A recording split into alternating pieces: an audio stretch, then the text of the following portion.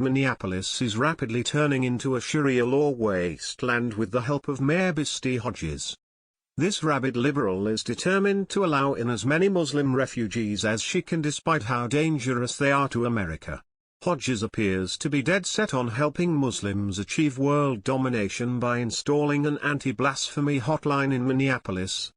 The hotline is for Muslim refugees to call in and report any American who harasses or speaks out against Islam.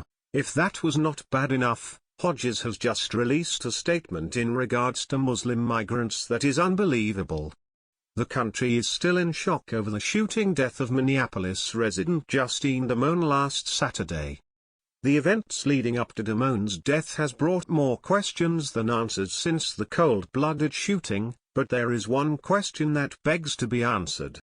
Officer Muhammad Noor is a Somali Muslim migrant that has been on the police force for 2 years, and how he got there is no longer a mystery. Mayor Basti Hodges initiated a hiring policy in police departments that would prioritize the hiring of Somali Muslims. This is utter lunacy considering that more than 22 men have left the community in order to join the jihad in Syria, including ISIS. On top of that, last November 9 men were sentenced on terror charges after they were discovered trying to join a terror group in Syria. Then, last September a Somali migrant went on a stabbing rampage at the St. Cloud Mall that injured 10 people before an officer shot him. Hodges clearly has blood on her hands, and with her latest announcement that blood will only grow, Hodges said that effort will continue. The Somali officers on the force are seen as community role models, and are among the success stories of the immigrants in Minnesota. Community role models?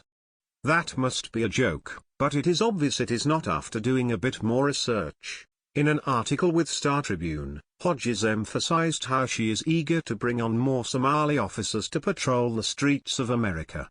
I've had more than one meeting with folks in the Somali community, and they are very eager to have more Somali police officers, Hodges said. And what I say is, if we're going to have more, you have to apply. And you have to ask people to apply. Council member Abdi Wassaim, the city's first Somali American council member, shares Hodges' concerns about the paucity of minority applications. We need to look into why, he said. And like Hodges, Wassaim said he thinks a racially diverse police force is important to improve relations between people of color and the department.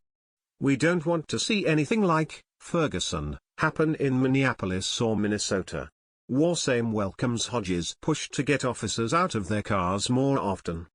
The children and families in my ward have welcomed them, he said of his 6th ward, which centers on Cedar Riverside.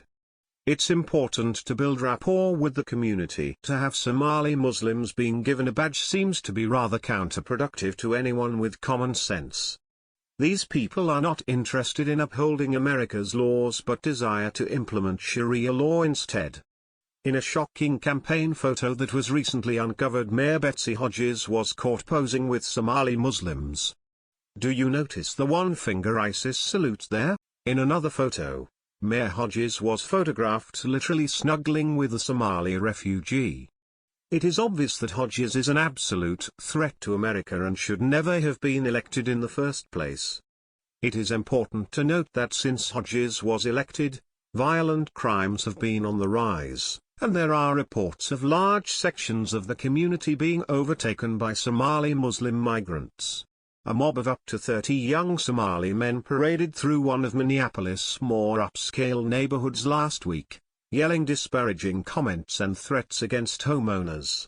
Somalis living in Minneapolis are almost all Sunni Muslims, and residents of the Lake Calhoun area say this isn't the first time a group of Somali men has made an intimidating march through their neighborhood, which is filled with million-dollar homes.